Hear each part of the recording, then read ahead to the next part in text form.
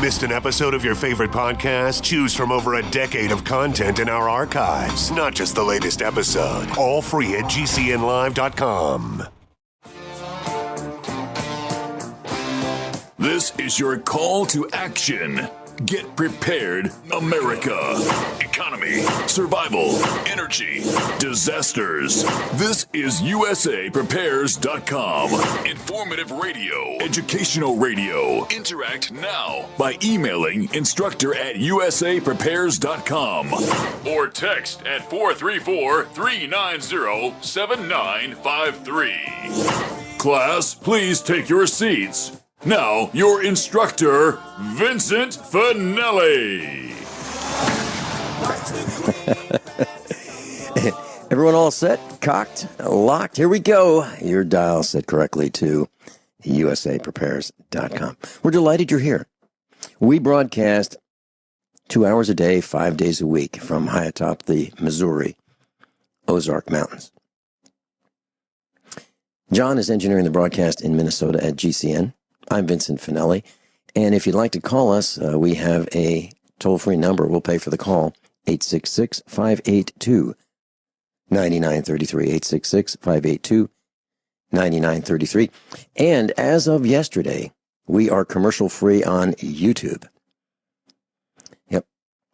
And so if you go to YouTube and you type in USA Prepares, you can go to the Ron Gibson channel, and he is posting this broadcast commercial-free on YouTube.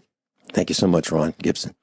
Today, hour number one, Dr. Joseph Alton, MD. He's the author of The Survival Medicine Handbook. It's about 700 pages. And it's the third edition, and it's the essential guide for when medical help is not on the way. And you've heard that advertisement right here on GCN. Welcome, Dr. Joseph Alton. Hey, thanks, Vince. Thanks for having me, and thanks for everything you do for the community. Hey, I'm glad you're here. And Joe, you and I end up having our paths intersect throughout the years, and so you've been to a number of preparedness expos and survival expos and conferences and conventions, and you teach something that I think is quite necessary. And that is suturing, how to suture a wound. And so your students, I think about 20 of them at a time, will end up with a suturing kit and a piece of flesh. And you teach them how to suture that wound back together. Can you tell us, tell us just for a minute or two about what that class is like, because you're going to be teaching that this weekend, aren't you?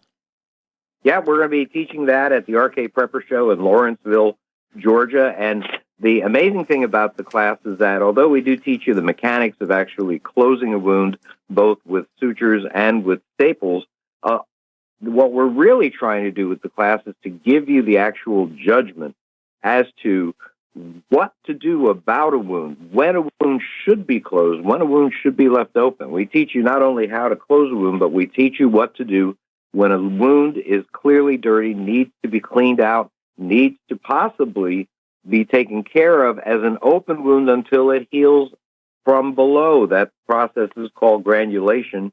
And in survival settings, where clearly the situation is that many injuries will be dirty injuries, and the wounds will be dirty, you might have to keep the wound open. So we're teaching the judgment of it, not just the mechanics. And that's so important. In class, I've got to tell you, there are a number of people, when they see blood, turn away. So instead of helping the victim, they turn away because they just don't know what to do and they can't stand the sight of blood. So there are going to be times, I am certain, in most of our lives that we are going to need to help someone. Maybe it's a husband, maybe it's a wife, maybe it's a child, maybe it's a parent, or a relative, or a friend, or someone you don't even know. But that circumstance will probably happen in your life. And as we approach the collapse, as we approach grid down, as we approach war, please keep that in mind. I believe that those things are going to happen and within our lifetimes. Dr. Joe Alton, MD, your website, doomandbloom.net, DOOMAND, Bloom, BLOOM.net. So, class, if you're interested in learning more about Dr. Joe Alton, doomandbloom.net, or you can go to usaprepares.com, the instructors page, and under medical, you will see a link to his website. Dr. Alton, let's talk about shooting situations, because what's happening as I read the news, more and more events are happening throughout the world and in the United States where people are getting shot. They're getting shot, and they're just people that may not even know the shooter. On school campuses, malls, all over, and it's happening in most states. Can you tell us what your thoughts on active shooter situations are? Well, Vince, I can tell you that it has become clear to me that these kinds of events, shooting events, terror events, they can occur pretty much anytime, anywhere. The situations that you mentioned, they can occur at 2 a.m, as they did in that Orlando Pulse nightclub shooting. They can occur in the middle of the day. They can occur during fireworks demonstrations, as they occurred when that truck ran over people. That guy was also shooting people as well. This is just part of what I call the new normal. I think that we have to be prepared to act if we're going to be caught in one of these events. And your chances of, I'll admit that in a particular month, your chances of being involved in some kind of event or some kind of shooting event may be pretty small. But over the course of a lifetime, well, maybe not so small. Over the course of your children's lifetimes, maybe pretty good. And so it's important to instill a culture of what I call situational awareness.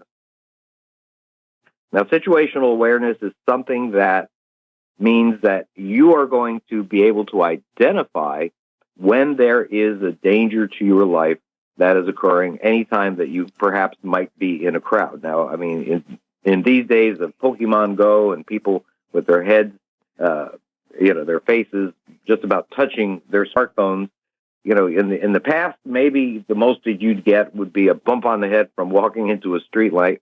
But the truth of the matter is that at this point, I mean, it could cost you your life if you don't pay attention to what's going on. You've got to look around. Anytime that you're where a crowd is, that you're in a crowd of people, always know where the nearest exit is from that venue, whatever the building is that you happen to be at, know how to get out of there. Always observe from a position where you can see as much of the area as possible. And the important thing is to orient. Make sure that you know when there is an anomaly in somebody's behavior. I mean, there's things that are normal for a certain situation and there are things that aren't. And at a rock concert, people jump up and down and dance to the music. In a coffee shop, people quietly read a book or speak quietly with their friends, look at their computer. But somebody in a coffee shop is jumping up and down and screaming. Well, that's an anomaly. These are people that you need to keep an eye on. People that are dressed too warm for the weather. People that look nervous, that are always checking their six. That means just looking in back of them, in back to see if somebody may be following them. Check people's hands.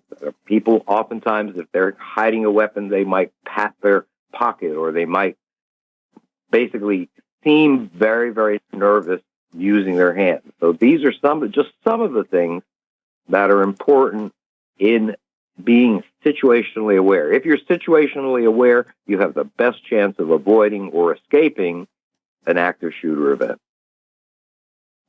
Dr. Alton, I want to share a quick story with you. I was at an event, and I believe you were at the same event, but you were not involved in this discussion. So I walked up to this man who was behind a set of tables, and he was wearing he was selling body armor. And the character I play a lot is Columbo, so I'm always confused. And I had my sports jacket on and my dark blue jeans and solid color shirt, white shirt and tie. And I went up to him and I said, so what's this? He said, oh, it's body armor. I said, what's it for? He said, well, in case you're involved in a dangerous situation, someone shoots at you, you can protect your chest with this body armor. I said, oh, okay. So, he said, you need to have this. I said, okay. I said, do you have it on right now? Are you wearing body armor? And he said, no. I said, well, I thought you said I need to have this to protect myself. He said, you do. I said, but you're not wearing it. He said, no. I said, why is that? And he said, well, there are no guns in here. I said, there are no guns in here? He said, yeah, they don't allow guns in here. I said, oh, okay. Now, Joe, last time I saw you, we were, you and I were at a convention, and that right under my sports coat, I had my 45, and there were no guns allowed, right? Right. There probably was a sign that said no guns allowed. That's why he thought there were no guns there. That's exactly the point. Well, I saw him about 6 months later at a convention, and you know what? He was wearing body armor, and he was behind his table. Well, so what I did was I said, "Are you sure? Are you sure there are no guns in here?" He said, "Yeah." So I just pulled my sports coat back just a little bit. Mm-hmm. And he looked and he's like, wow, okay. Now what I'm saying is, yeah, there are rules, but am I going to allow myself to be in a situation where I am defenseless? I don't think so.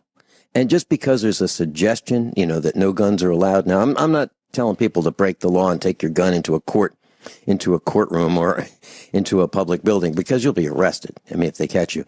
But what I am saying is in a private venue, I might just say, geez, I'm sorry. I guess I should have seen that sign. I guess maybe I came in the wrong door or something. But what I'm saying is people are not situationally aware, and you're absolutely right. They don't look around. And another thing, Dr. Alton, that I've seen, and I'd like you to comment on this, because you spend a lot of time down south where people are in the warm weather. They've got earbuds on, and they're listening to something, probably like music, probably not an audio book where they're learning something or learning survival skills, but they're probably listening to music totally out of reality. And the noise of what's happening around them is being blocked out by those earbuds. What do you think about that? Well, on top of that, they'll probably have their hoodies up, too, so that it's like blinders on a horse. So you've got people that are the softest targets for any shooter that you can imagine. Yeah, we're talking about active shooter situations, situational awareness. Let's talk about Homeland Security and what we should do. We'll be right back. Dr. Joseph Alton's with us, MD, medical doctor. Joe, I went to your website, doomandbloom.net, and I clicked on the shop tab, and I looked up your book, The Survival Medicine Handbook. It's the same book that I have right here. I have an autographed copy, 3rd edition. It's revised and expanded. It's $40.98 on Amazon. So I was reading some of the reviews. Overall, you have a 4.9 out of 5 review rating. That's pretty darn good. And I was reading some of the reviews during the commercial announcements, and here's one of them. And it says, this person says it's the gold standard. And I think it's really, really an impressive book. Probably, if you're going to get one book, this is it. If you're going to get one book on survival medicine, the one that's going to get you through the rough times, this I think is it. And here's what it says. It says, so glad I found this book. I've looked at a number of books in this category and was disappointed by one I got recently that was written by a survival doctor. It directed me to go to the hospital in just about every chapter. The Altons, however, that would be you and your wife, Amy, are the real deal and write as if some of the major event had completely eliminated all modern medical care. The book is easy to understand and covers so many topics that it's hard to imagine what they could have missed. That's just part of the review, and it says it's the gold standard, and it's got plenty of pictures. So, Joe, I want to thank you for writing this book, and it is something that is absolutely, positively necessary, in my opinion, for anyone who is practicing preparedness and survival, because without your health, you're done. And if one person in your family is down, it brings the whole family down. So it'll make survival even worse. Your thoughts? Vince, I have to tell you that we have been so blessed by the confidence of the people in your and my community, the preparedness community, that we have made basically putting a medically prepared person in every family our mission. I mean, for the time that I have left on this earth, I am going to travel to spread the word of medical preparedness. I'm going to write right now. I'm at, I think, 850 articles and podcasts and videos on medical preparedness. And if I can save a life, I can save one life before I'm done. You want to know something? It will all have been worth it. I have to tell you, I am feverishly working not only to give people information, but to put medical supplies in the hands of people. And this is something that if we can realize that it's not just beans and bullets, that you may have all the beans in the world, you may have all the bullets in the world, but it doesn't mean a hill of beans, and you're going to shoot yourself in the foot if you don't have the bandages. And so I want people out there to make sure that they're getting medically prepared as well as prepared for home defense and prepared, of course, to maintain the nutrition of their family in times of trouble. Joe, there are a lot of people who want to have books electronically. I advise against it absolutely in this case. I think the hard copy is really what you need. Do you agree with that, or do you? Well, you'll notice that although I think some of my older editions may be available digitally, this edition is only available in print version. I want to stay true for this edition. I'm going to stay true to my basic instinct that you have to have these things in print. You've got to have a library, a survival library that helps you obtain the information and the skills that are necessary to survive in times of trouble. And if you're off the grid, want to know something, those books become very, very important. There you go. Dr. Joe Alton, let's talk about Homeland Security. What are their thoughts with an active shooter situation?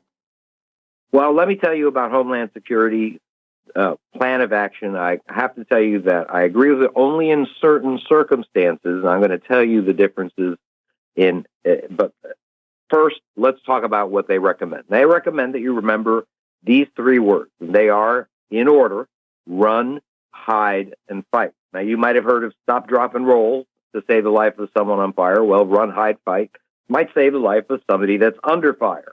And this is the order of actions that the Department of Homeland Security wants you to take. But, of course, when we come back from this break, let's talk about what your thoughts are on run, hide, and fight. Dr. Joe Alton's with us. We'll be right back. Dr. Joe Alton's with us, and I was talking about run, hide, and fight, and that's a campaign that was a multi-agency effort promoted through a widely distributed training film produced by the city of Houston with federal funding. Dr. Joe Alton, what are your thoughts about run, hide, and fight? I think, honestly, that, running, I think if you can escape the situation quickly, if you are unarmed, then it's something that you may consider. But I have to tell you, and I've gotten a lot of criticism for this statement, is that there is a time when violence is the answer. And in my opinion, that there are circumstances where maybe a shooting event a terrorist shooting event may last just a minute or two. If that's the case, you might be able to get away with hiding. You might. If you can get out of the shooter's line of sight, he's focused and he's moving through the situation and moving through the area quickly, getting out of there, then you might get away with it. But the truth of the matter is, in the Orlando shootings, that guy was there for 3 hours. Vince, if you hid in your house for 3 hours and I had 3 hours to look for you, it's possible I could find you. Sure. And so the truth of the matter is that in this situation, honestly, you need to fight. There is no reasonable hiding place that you're going to have if it's going to be anything more than a short-term event. You just might have to fight your way out of there. When I'm interviewed and I tell people that, I get a lot of people saying, you know what, doomed to failure. But you want to know something? The truth of the matter is, it is not. You might still be able to drop an attacker, get his weapon. Remember those people in Paris? There were 3 unarmed men in Paris that were able to stop an attacker on a train without any fatalities. They were unarmed. They were able to take that guy down. It's the last resort. You can work, but it can work. In some circumstances, though, it might be a first resort. And now, you have to realize that any type of aggression against a gunman could disrupt their flow, put you at an advantage. You're going to charge them. You got to do it from the side or the rear.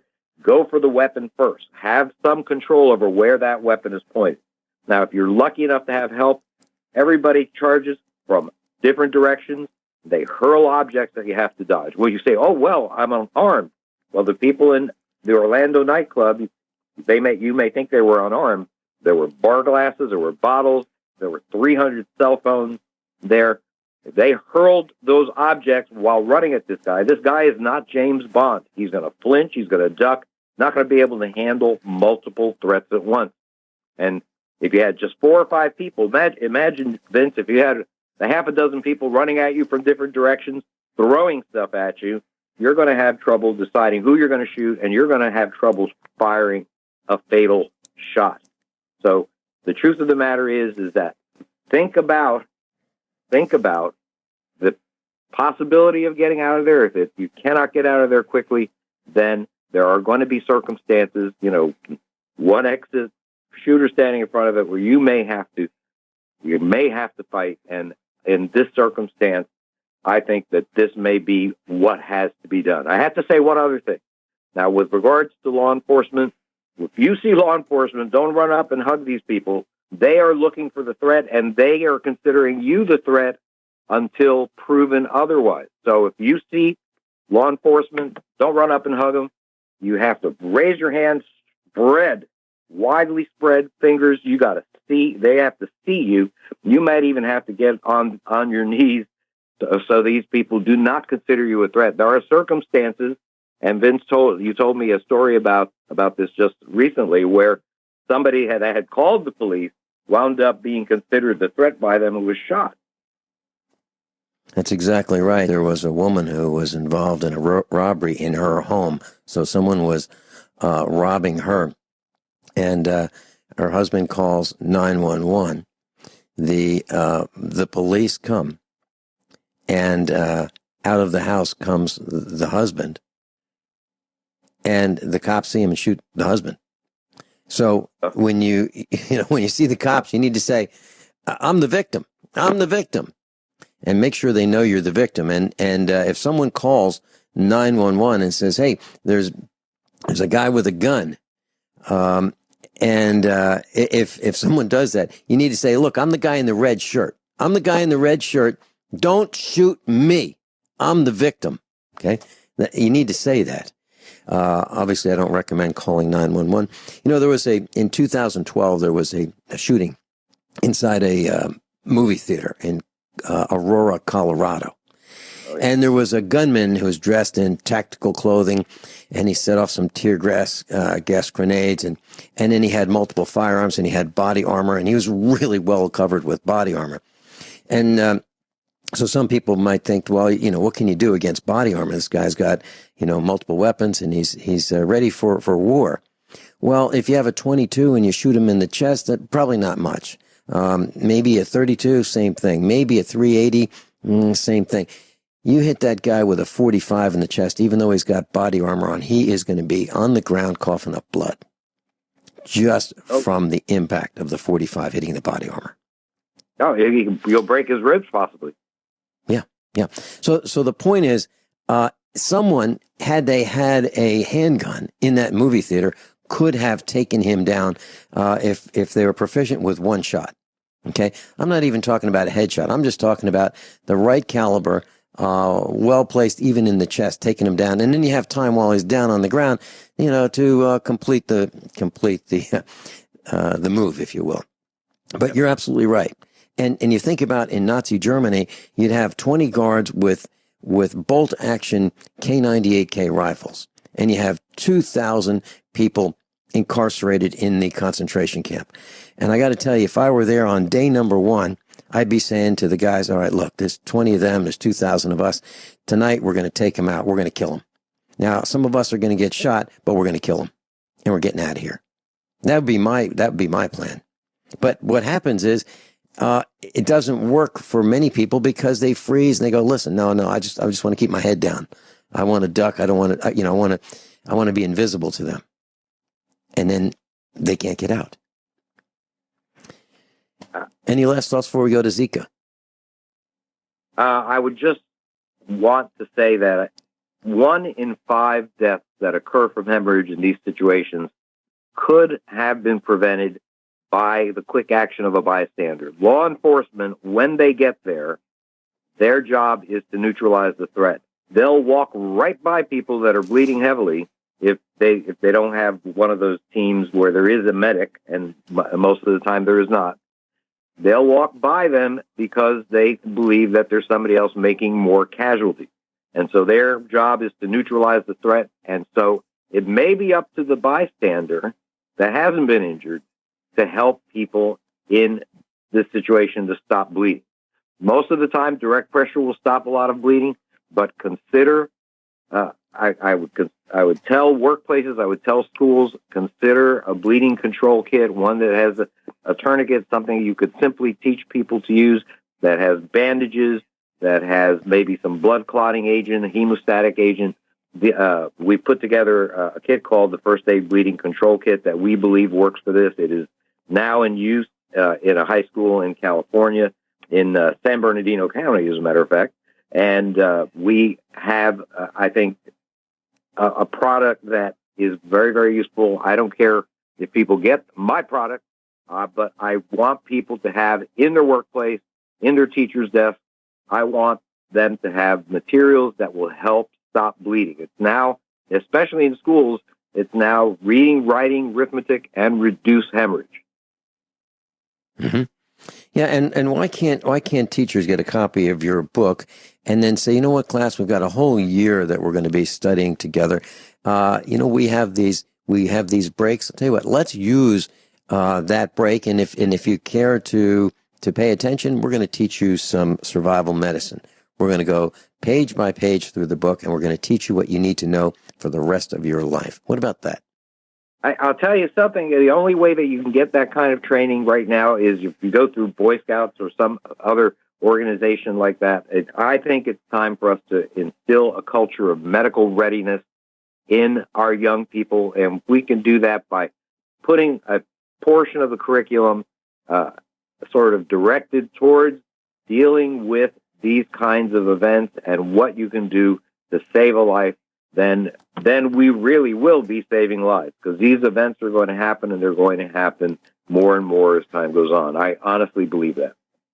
Okay, so those of you who are parents, here's your homework assignment. Meet with the principal of your school and say, you know what, if it's elementary school, middle school, high school, you know what, I was thinking about the medical training that you're offering our children. Tell me all about that. Oh, you don't have... Oh, I got it. Well, so when is it going to start? Is it going to start Monday or the following Monday? When are we going to start this? Because we want it. So that's your homework, class, to meet with the principals and say, when is the medical training going to start? Okay, and if you want, a couple of you can chip in, and the book's $40, $20 a piece. You can have the book, give it to the teacher, and say, okay, now you have the materials. So don't tell me you don't have the materials. So that's our simple plan to take back just part of our education and have this emergency medical training, which is absolutely positively required. Zika. Tell us, what is this Zika virus all about? What does it do? Why should we be concerned, Dr. Joe Alton? Well, speaking to you, Vince, from pretty much Zika Central, I am just a few miles away from the outbreak zone in Miami-Dade County, where Zika is being transmitted locally from mosquito to person. And this is something that is a really strange virus. Zika virus is a flavivirus, and it's related to a number of other viruses that you've heard in the news. West Nile virus, it's related to yellow fever, dengue fever, related to just a number of viruses that have been a problem. And viruses are now traveling across a lot of areas, and we'll talk about them, I guess. There you go. Yeah, we had some llamas that we believe were taken down by the West Nile virus. We'll be right back. Class, Dr. Joe Alton's with us, medical doctor. And if you'd like to meet him, Lawrenceville, Georgia, this weekend, and he's going to be doing a complete wound care with hands-on suturing and stapling instruction. And that's at the RK Prepper Show, rkpreppershows.com. He'll be teaching 3.5 hours on Sunday. We were talking about Zika, and we've got Bob in Michigan. Please stand by. It'll have to be brief, but please tell us what Zika is and what your thoughts are. Is this something that is of conspiracy theory, conspiracy fact? Who's going to be making money? What are your thoughts? Well, I'll tell you one thing, that Zika is an illness that really affects pregnant women most. It affects newborn babies, babies that are born with significant brain abnormalities. So it is a disease that has a significant effect not only on individual families, a true heartbreak, a lifetime of heartbreak, but the government actually believes that each one of these babies will take millions of dollars to care for during their life. Their lungs and hearts are pretty much normal, but their brain is not, and so they are severely disabled, but will live a relatively long life. Now, there are a number of different other theories besides just the Zika mosquito, or the mosquito that passes the Zika virus, the Aedes mosquito. Aedes is ancient Greek for unpleasant, by the way, I'll say.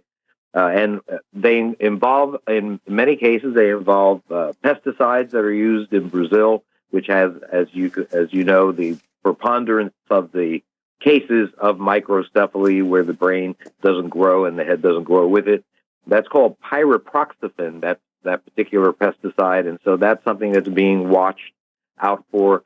There is a question as to whether some of the vaccine lots that have been given to pregnant women have been contaminated.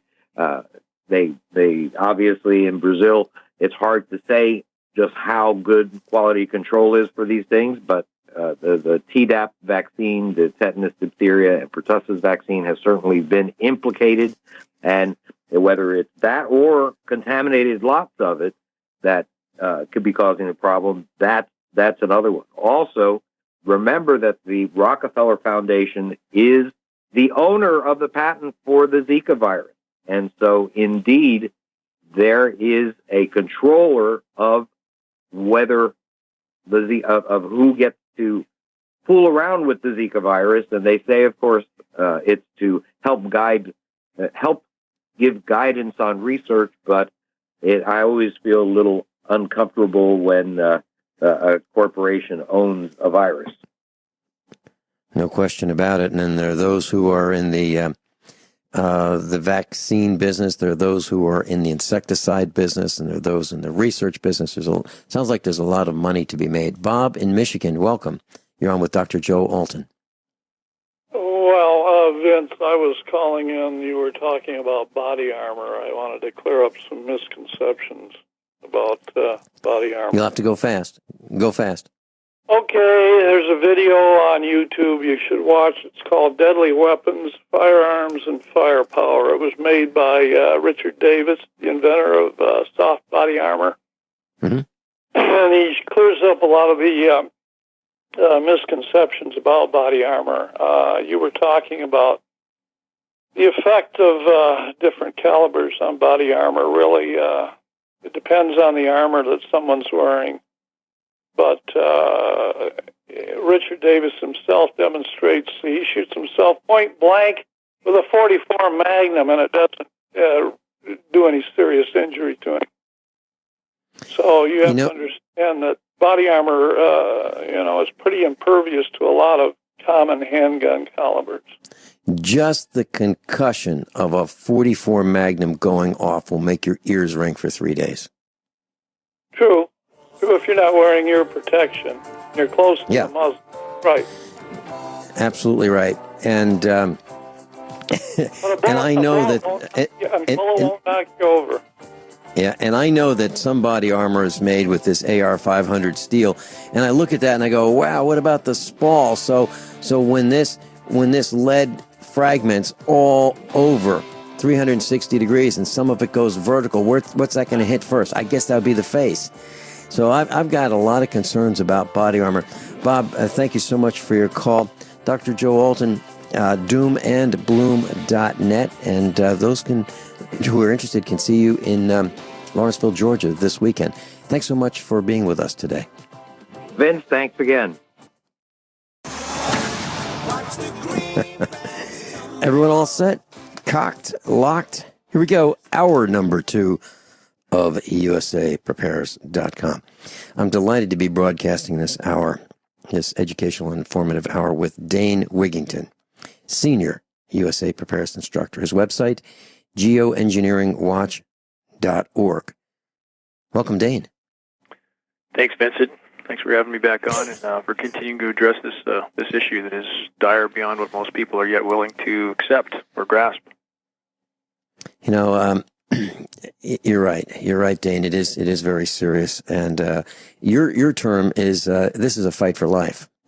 Dane, as you know, I live on a farm, and you live in a reserve on the West Coast. I look around our farm and I see trees dying. Trees that the young ones are okay.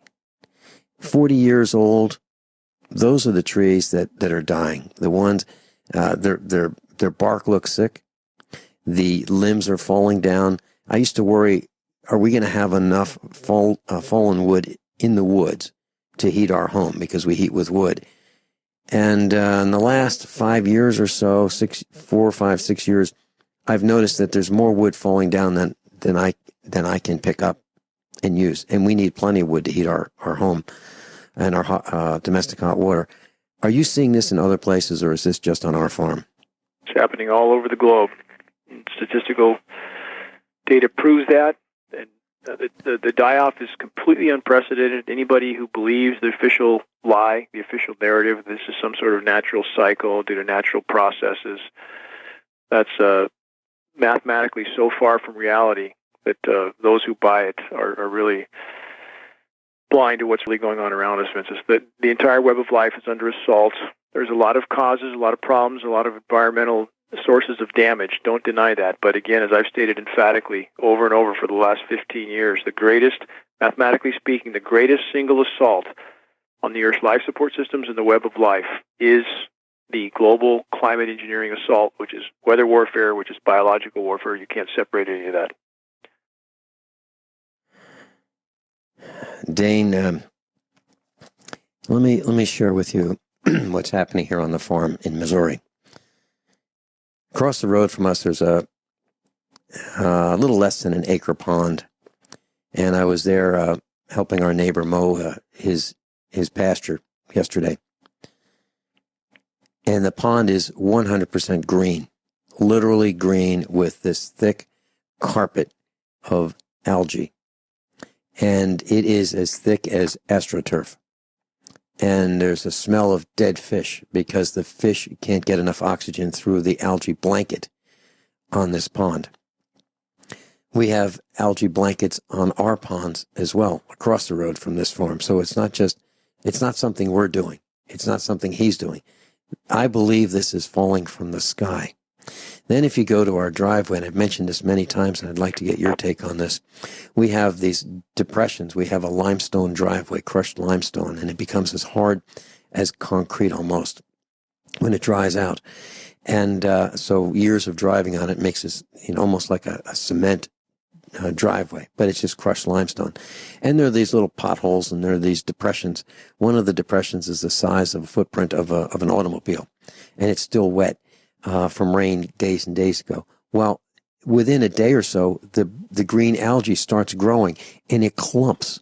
And this is that thick green carpet-like algae. It's not just paper thin. This is as thick, like 3/8 of an inch thick or thicker. Are you hearing stories like that as well? It's happening all over the globe.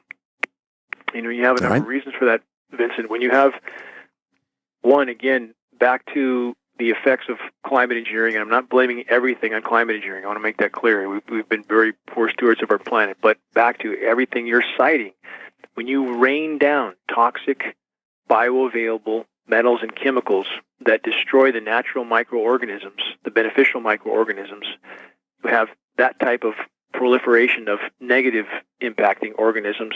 You also shred the ozone layer, so we have much more intense UV radiation, which is heating that water in many cases. Also, the UV radiation kills beneficial microorganisms. So when you throw this kind of a wrench into the works, you end up with a very, very bad result. And on the dead fish, if I may, let me read just a few headlines from the last week alone.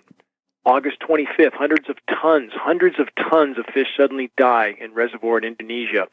August 25th also, 1 million dead fish wash up in New Jersey, America. August 23rd, thousands of dead fish found in a river in Carolina. August 20th, thousands of fish die due to unprecedented parasite in the Yellowstone River. You probably heard about that one. August 19th, hundreds of dead fish turn up in a river in Bronx, New York. Here we have another one from Texas, India, Mexico, Thailand, Ukraine, and that's all from the last week alone. The last week. Consider that.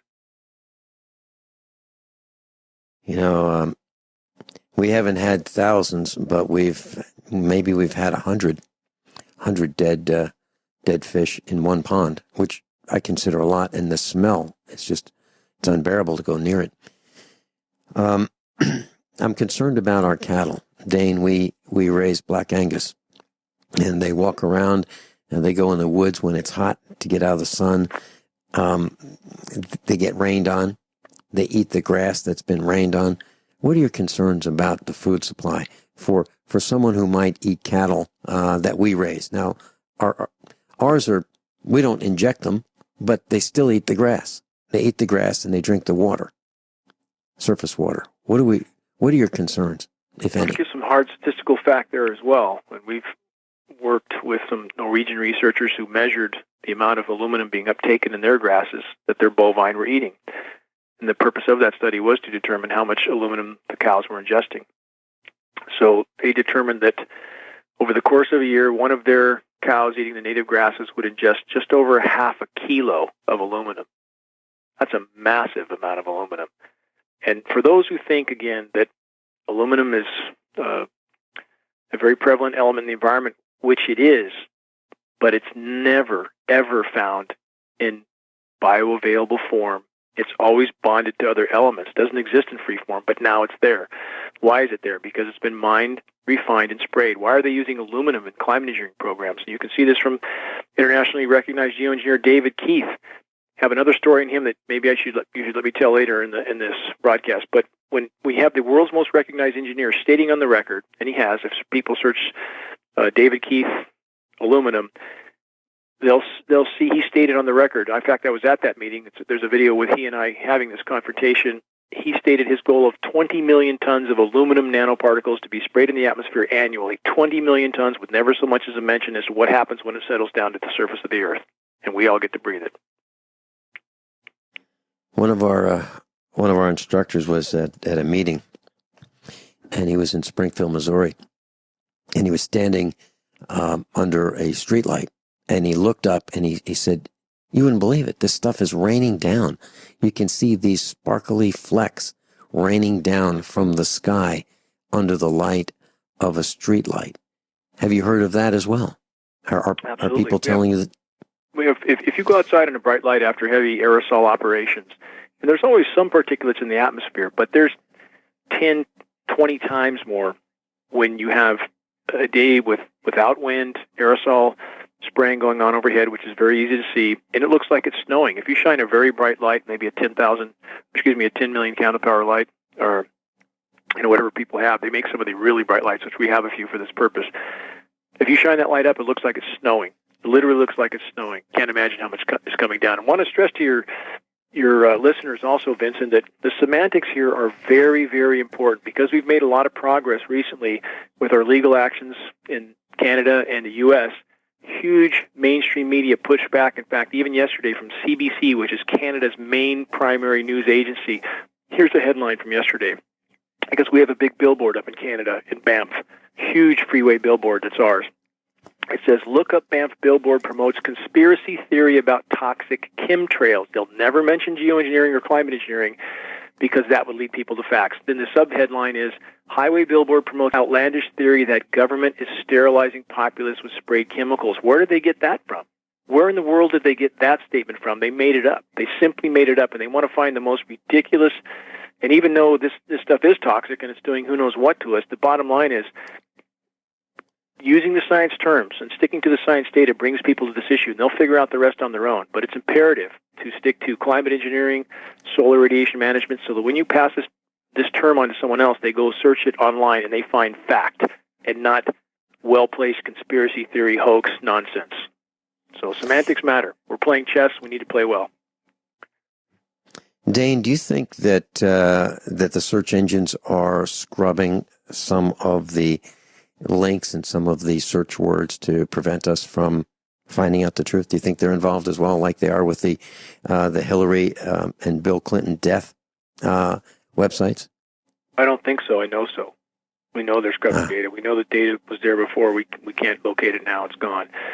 So they're making things as hard as they can to find online. I mean, this is truly the end game playing out right now. People need to wake up. They need to prioritize. They need to figure out what's most important. And is there anything more important than every breath we take? How long can we hold our breath? If we're sucking this stuff in with every breath, how long are we going to be thinking clearly? How long are we going to be healthy? You just went through something terrible, I think you just mentioned. So it's not just killing us, it's killing the entire planet. And again, for those, it's important how you frame this. If you simply state that that's the goal, you're going to lose everybody. But the bottom line is people do understand when you have scientists like David Keith from Harvard, who I just mentioned, and others giving military advice, and we have a lot of military people following this advice to the complete decimation of our planet and our health. We need to wake people up to that and use those kinds of facts so that people understand how something like can be going on in the first place. It's important to frame it in a way that people can digest it. Does that make sense?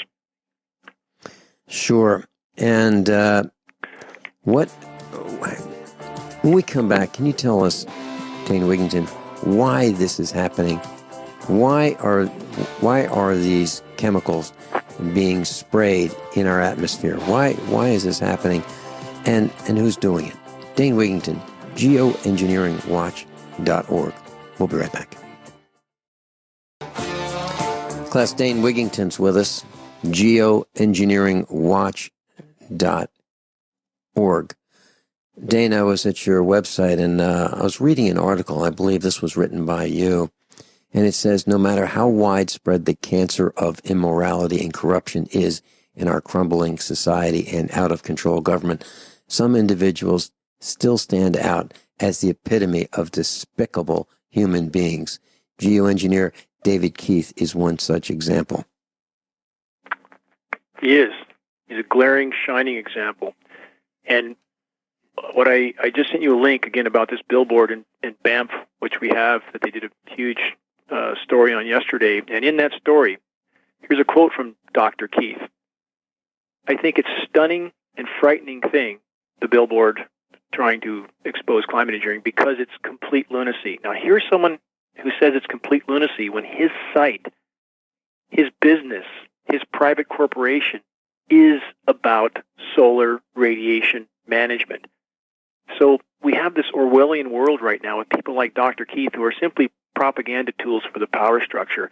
And people like David Keith need to be reached out to. Any of your listeners, I would encourage them, search Dr. David Keith, Geoengineering, find his contact, it's available online, and tell him what you think of his behavior, that he is helping to hide the climate engineering mechanism of omnicide. For your listeners that don't know what omnicide is, it's total planetary destruction, all life, not just ecocide or genocide, but omnicide. And Dr. Keith is a part of that. He's a part of the cover-up. And we need to let him know that we know who he is, what he's doing, and that when we bring this to light, society will hold him legally and morally accountable. So be peaceful when you send such a message, but make him know that we plan to hold Nuremberg-type trials for people like Dr. Keith. That's what they deserve. Now, Dane, when someone lives in the suburbs or they live in an apartment, they may not see what you and I see, and they may have a tree in the front yard or a tree in the backyard if they live in the cities or the suburbs, and they may say, "Geez, that darn tree's dying." Well, but they may not be able to put it together because they have one or two. But what I'm seeing here at the farm is a couple 100 acres of examples. And then I go to other farms, where I help other farmers, and I see the same thing. So as farmers, we look up and we look down and we look all around. We have to pay attention to the weather. We look up at the sky. So many people don't even look up at the sky. It's there 24 hours a day, and they just don't look up. So they don't see it, and they're naive about what's happening. And when you talk about omnicide, even our roof is being attacked. There are buildings that are made out of marble all over, and structures and statues and tombstones that are made out of limestone. Some are marble, and they are being attacked by this black, they call it black slime. I have it on areas of the roof here at the farmhouse where the sun doesn't shine. Literally, the sun doesn't get to a small amount of the roof, and we've got this black mold growing. And then we have in our barns, we've got, these dirt floors in the barns, and we have white mold growing on the ground, the dirt in the barns. I'm seeing it all over, Dane. It's not, and I don't think we are an anomaly. I think we are just one example of what's happening all over. We are. So what happens, again, when you put antibiotics into the human body, kills beneficial microorganisms, as I stated earlier, and what happens then? Fungus takes off. That's exactly what happens. And the earth is an organism.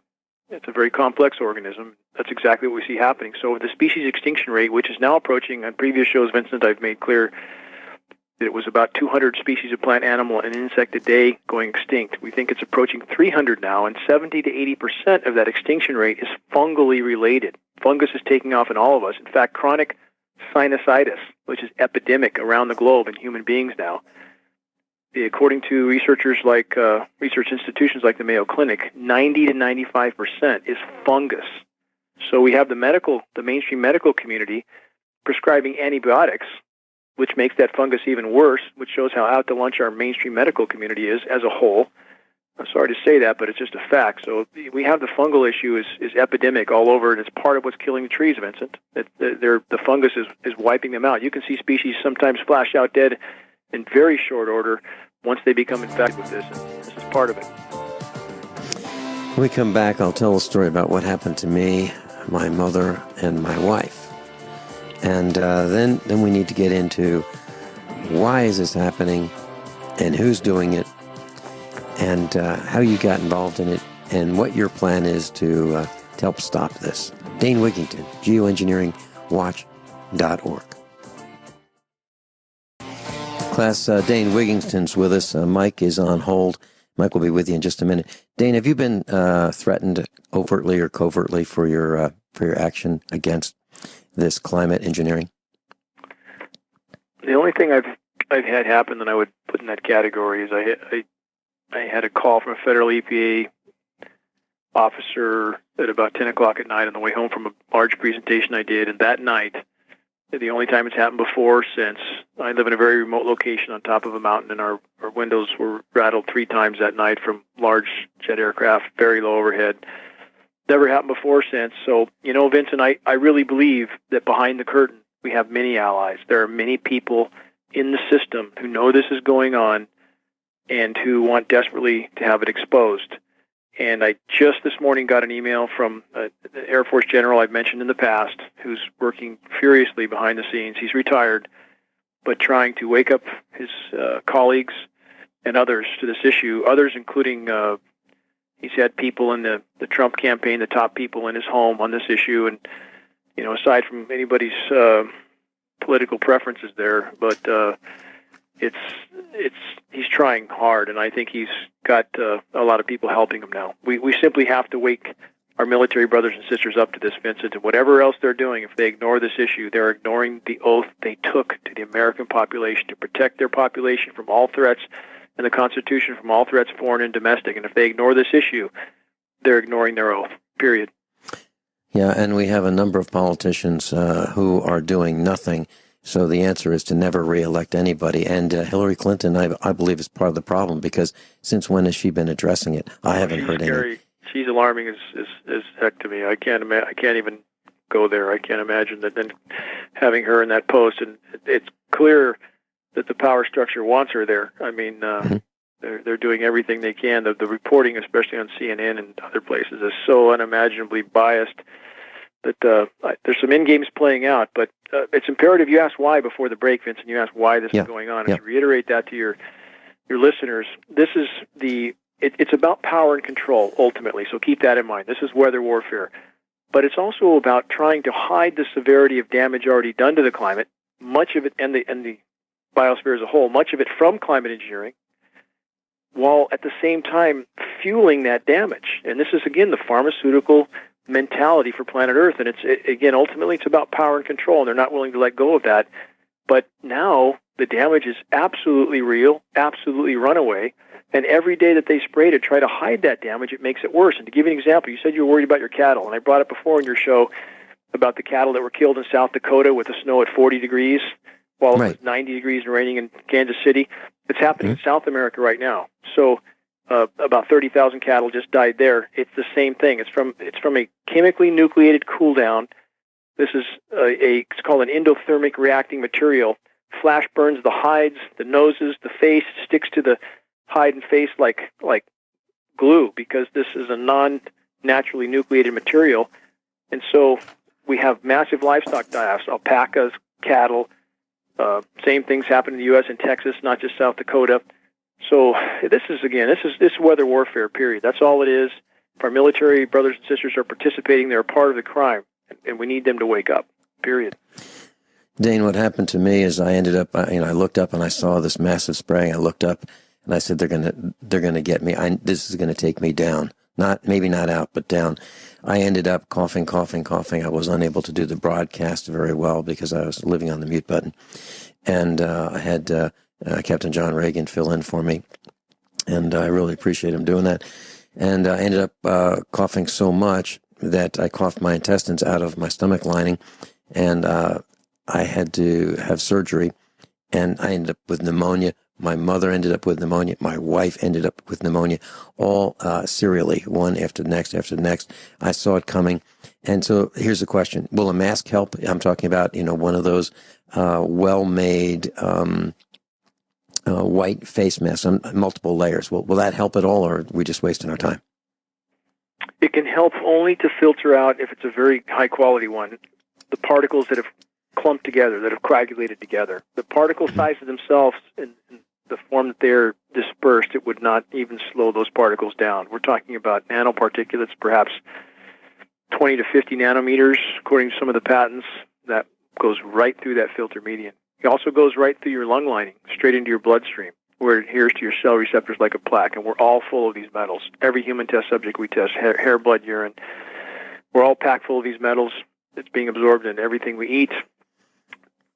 Aquatic insect life decline. To give you an idea of aquatic insect life decline in Northern California in the last decade, as measured by Forest Service biologists, 90% decline. It's killing everything. Oceans are dying, and again, a lot of anthropogenic damage. I want to make clear your listeners understand that we've been very poor stewards of the planet. So I'm not hanging everything around the neck of climate engineering, but I am saying this: it's the single greatest source.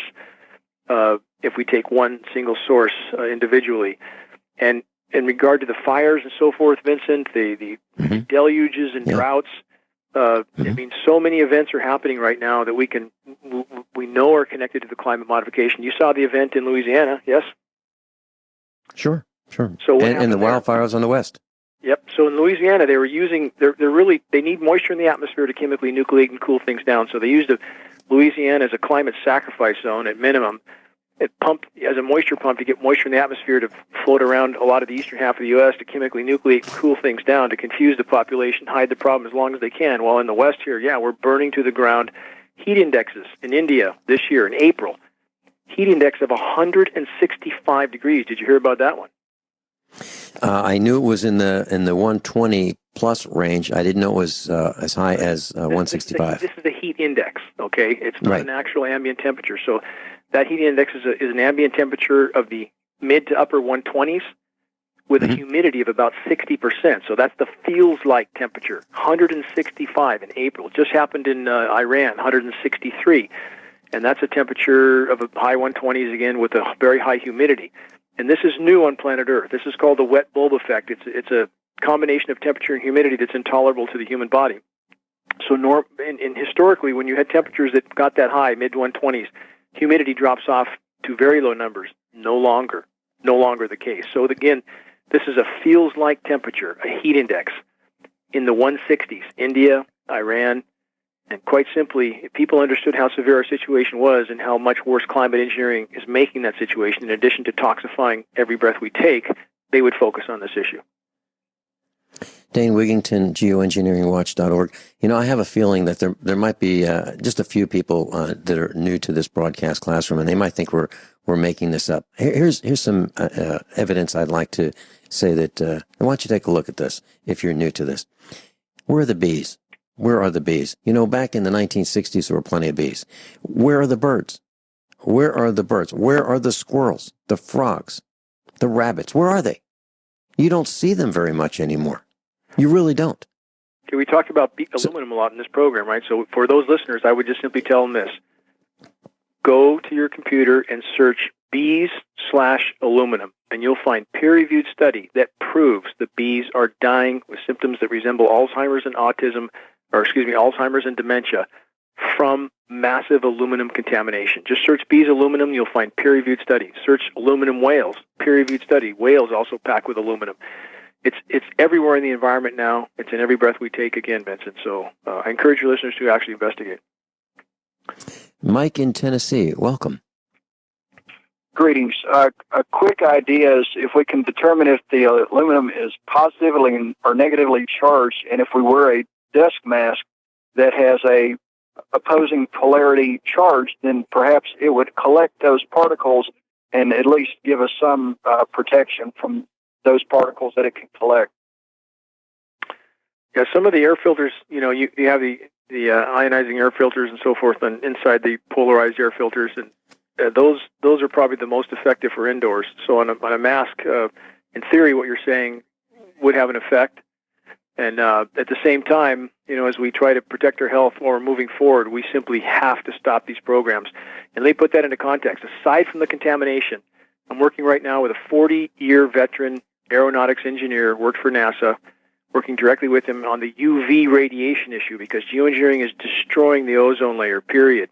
Based on his calculations, if the current rate of destruction continues, no complex organism will be able to survive with the UV exposure that will be on this planet in a decade or less. So aside from all the other negative effects, the ozone-destroying aspect alone will be our end if we don't deal with climate engineering. Now let's add the methane release, let's add the contamination, let's add the forest burning to the ground, which is most directly related by the way to climate engineering. I can elaborate on that if you want, Vincent. But yes, we should try to protect our health, but we simply must stop this issue. And all of us need to help do that. We can all, if we share credible data with all those around us, we have information on geoengineeringwatch.org, flyers you can download for free. We don't sell anything. There's intro letters there with links. We need to share this data with people who don't know. We need to wake them up immediately, as fast as we can, and all of us need to help. Dane, who's funding this? Not our response, but who's funding the other team? Same people that fund militaries, same people that own and run countries, those who print the money. The central bankers, period. They can print and do print whatever they want. They prop up the stock market. They fund the military. They fund any black operation they want, those who print the money. That's why there's currency wars going on right now. That's why there's such a push to squash anyone who dares try to disconnect from the dollar, because that would render the central bankers without a foundation to build their empire. So all roads lead back to those who print the money, the central bankers. Dane, you know, some of us listening may say, yeah, but these guys have to breathe too. They have children that have to breathe. They may have parents. They may have grandparents. How could they even think about this when we're all confined to this planet? Nobody's getting out of here anytime soon. They're breathing the same air we are. Why would they do this? How do you respond to that? I've answered that question countless times, and what I would recommend is anybody stand back and take a look at the wider picture. How many examples do we already have of them doing this to themselves? So we have Fukushima, triple nuclear meltdown. That will kill us all if it continues, if something else doesn't first, if that's not stopped. So they're building 60 more reactors right now. Even with that going on, they're activating mothballed reactors, nuclear detonations. They've done that to themselves. So there's a lot of examples. I can elaborate after the break. Okay. Dane Wigington, geoengineeringwatch.org. We'll be right back. Class, Dane Wigington's with us. Dane, you're talking about Fukushima. I just did a quick look at netc.com. There are 9 RADCON 4 alerts, 16 RADCON 3 alerts just over the United States, and there's plenty of lower-level alerts right now. You were talking about the worldwide destruction expanding. Nuclear reactors, and we can add to that Zika virus and the other toxins and the electromagnetic radiation. Please continue that. Well, on that regard, again, many people would argue, the question before the break was, why would they do this themselves? So we have the nuclear power, which is threatening all life on Earth. We have enough nuclear weapons to destroy all life on Earth mathematically 12,000 times over. So we're not dealing with sanity. It's important people understand that when they try to excuse away this happening by convincing themselves that they wouldn't do this to themselves. Others try to make the case that Fukushima is a more dire issue than geoengineering. Also, not true. Let's put that into context. One, if we're all inhaling this material, which is making us cognitively less functional and physically less healthy by the day, how long will we face any challenge if we can't think clearly? Next, if it's destroying the atmosphere, and it is, I already explained that earlier, and we have a large-scale CME, coronal mass ejection or solar flare now, we're going to have 100 Fukushimas, Vincent, or 200, because that will shut down grids around the globe.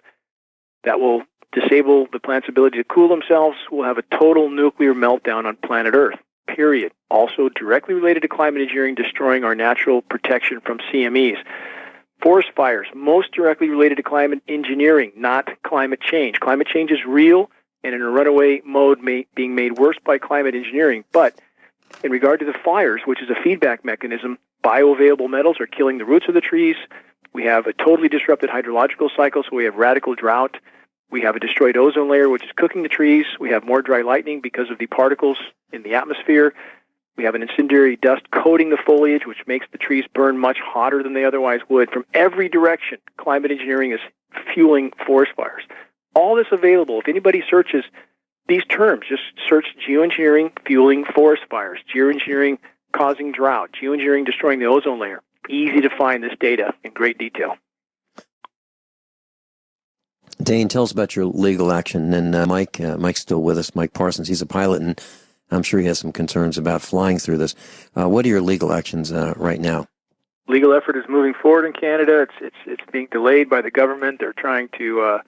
There was a conflict of issue or a conflict of interest brought up actually with an attorney that shouldn't have, or a judge that should not have been assigned to the case to begin with. It looks like a delaying tactic, but it's still moving forward. In the U.S., we filed our 60-day notice of legal action. Encourage your listeners to read that. If they go to geoengineeringwatch.org or just search geoengineering U.S. legal action, they should find that document in its entirety. That's already been sent by certified mail to 30-plus potential defendants, including federal agencies and officials. So I would encourage them to read that. And the point with the legal action is this: public awareness. It all comes down to public awareness, reaching a critical mass of awareness, because they can shut us down in court. They run the court systems. We know that. But if we wake the population up, the game will change at that moment. And we have to wake everyone up to this issue, period. This is the fight for life, as we said in the beginning of the show. This fight requires all of us to be on deck and helping, all of us. Dane, Mike Parsons is still with us in Tennessee. He's a pilot, and he might be wondering about flying through this. Is it worse if someone's in an airplane flying through these chemical sprays? The data says yes. We have aerotoxic syndrome, which, interestingly enough, is blamed on contaminants that come through from the engine that are then pumped into the cabin. But what's perplexing about that excuse is the intake is in front of, upwind from any components in the engine that would cause that. So we know that flying through these more concentrated layers of these particulates has to cause a problem. It has to. It can't not. So yes, the data confirms that it is worse, and a lot of people that fly get sick now. You know that. I mean, there's multiple reasons for that, but this is one. Mike Parsons, any final thoughts? Mike Parsons, you still with us? Okay. Encourage people to go to geodringwatch.org, Vincent, and we don't sell anything non-political. We just want to get the word out. I'm going to post a link on page 1. You're already on the instructors tab. Class, you'll be able to go to usapreparedness.com, page 1. You'll be able to get to Dane Wigington's link, and also geoengineeringwatch.org. Dane, thanks so much for the fight. It's a long one. It's a laborious one, and I'm there with you side by side. Thank you, sir. Glad you're okay, Vincent. Thank you. Bye-bye.